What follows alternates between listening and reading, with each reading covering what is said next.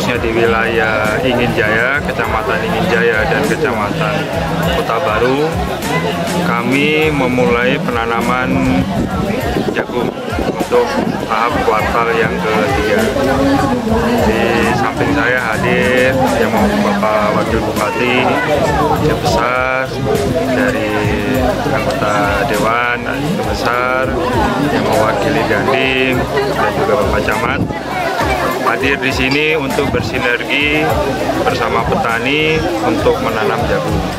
Seluas di areal ini 1.200 dan di Kota Baru seluas 8.000 meter.